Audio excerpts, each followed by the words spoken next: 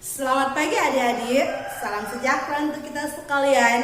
Pada pagi hari ini, Ibu akan memberikan materi tentang pendidikan agama Katolik. Sebelum kita masuk pada materi kita lebih jauh, kita mohon tuntunan daripada Tuhan lewat doa. Semuanya kita berdoa dengan menggunakan tanda salib atas nama Bapa dan Putra dan Roh Kudus. Amin. Mari kita berdoa. Allah Bapa yang baik, kami bersyukur atas segala kemurahan-Mu. Bukalah hati dan pikiran kami agar melalui proses pembelajaran ini kami semakin menyadari bahwa Engkau Allah satu-satunya sumber keselamatan sebagai awal dan tujuan hidup kami. Dengan perantaraan Kristus Tuhan dan Juru Selamat kami. Amin. Dalam nama Bapa dan Putra dan Roh Kudus. Amin. Materi kita hari ini tentang Allah adalah sumber keselamatan sejati. Sebelum kita lebih jauh dengan materi ini, kita akan mengetahui apa tujuan pembelajaran kita pada saat ini. Tujuan pembelajaran yang Ibu ambil saat ini ada 3. Pertama, menjelaskan bahwa bagaimana manusia membutuhkan Allah. Kedua, merumuskan pandangan tentang sumber-sumber yang ada dalam masyarakat. Dan yang ketiga, menerangkan bahwa Allah adalah sumber keselamatan yang sejati. Nah, oke adik-adik, kita masuk pada materi. Setiap manusia selalu menginginkan keselamatan dalam hidupnya. Dan tidak seorang pun menginginkan hidupnya celaka. Sejak semula, Allah berkehendak menyelamatkan manusia. Bahkan semua ciptaannya. Melalui berbagai cara dan berbagai kesempatan, kesadaran akan Allah yang berkehendak menyelamatkan manusia dan segala ciptaannya seharusnya semakin mendorong manusia untuk semakin dekat dengan kehendak Allah. Setelah kita mengetahui apa itu Allah sebagai sumber keselamatan, ada juga yang disebut beberapa pandangan manusia tentang sumber keselamatan. Ada 3 pandangan manusia tentang sumber keselamatan. Yang pertama, keselamatan bersumber pada barang duniawi. Keselamatan bersumber pada barang duniawi seperti apa? Kita menyembah berhala, menyembah pohon-pohon besar dan lain sebagainya. Pandangan keselamatan yang kedua yaitu keselamatan bersumber pada kekuatan gaib. Kekuatan gaib berarti kita percaya pada gaib-gaib. Contohnya, kalau kita berjalan ke suatu tempat, di tempat itu ada kepercayaan masyarakat di situ, oh tidak boleh ke situ. Kita percaya itu salah satu keselamatan yang bersumber dari kekuatan gaib. Mereka mempercayai bahwa gaib itu adalah sumber keselamatan mereka. Yang ketiga, kemajuan ilmu pengetahuan teknologi sebagai sumber keselamatan. Anak-anak zaman sekarang, iptek mereka lebih dibutuhkan ketimbang mereka percaya Allah itu sumber keselamatan. Mereka lebih dominan kepada iptek. Mereka lebih suka kepada iptek. Contohnya handphone. Bangun pagi sudah tidak lagi bersyukur kepada Allah yang adalah sumber kehidupan, sumber keselamatan.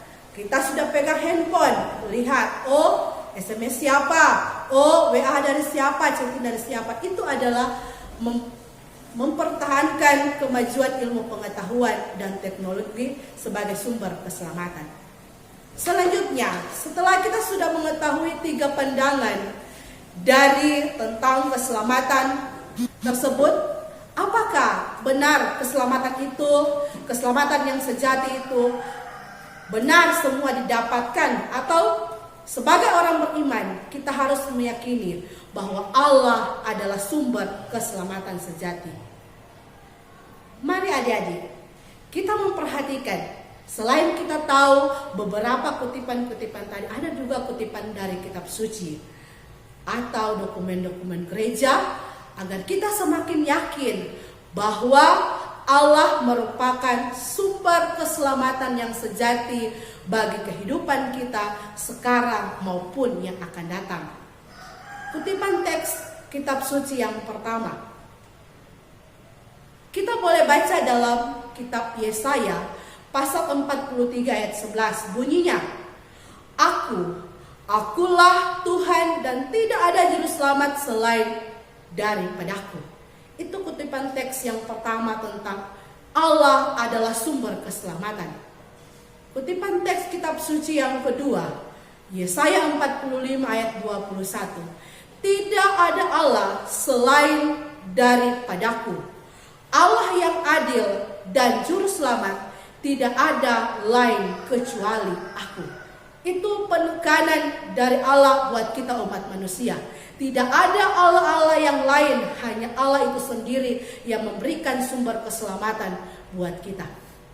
Yang ketiga, Hosea pasal 13 ayat 4. Tetapi aku adalah Tuhan, Allahmu sejak di tanah Mesir.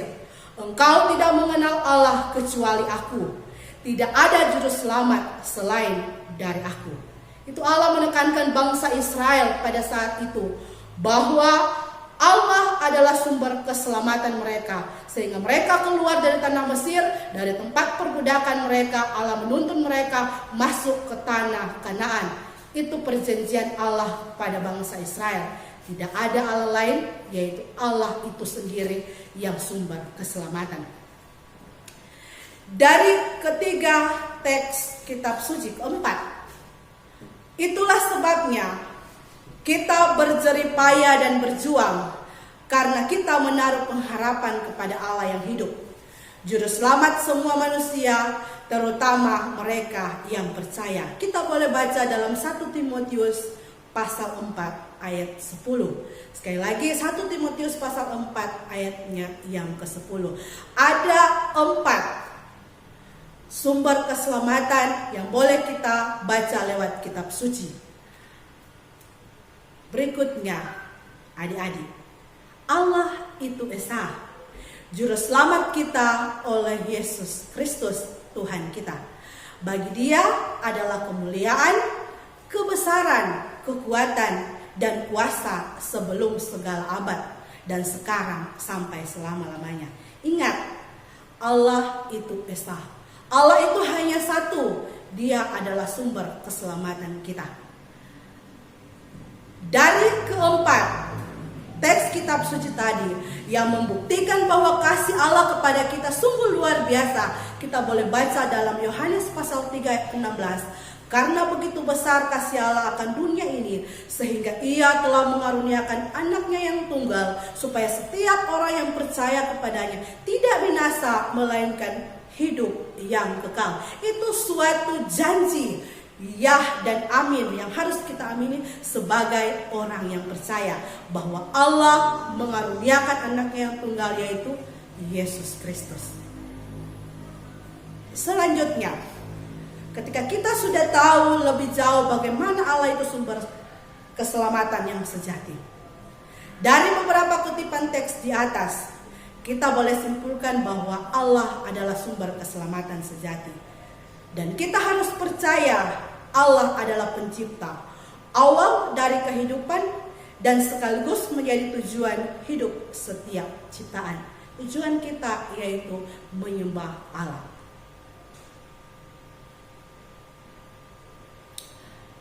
Nah, di sini ada beberapa contoh bagaimana keselamatan yang keliru yang kita percayai dari masyarakat. Yang pertama, kita menyembah berhala. Kita meyakini bahwa berhala itu dapat memberikan keselamatan. Boleh kita lihat dalam kisah para rasul, di situ orang-orang Athena menyembah berhala sebagai sumber keselamatan. Yang kedua, cinta uang. Manusia kalau sudah banyak uang lupa kepada Allah yang pemberi berkat. Itu salah satu sumber keselamatan yang masyarakat saat ini percayai.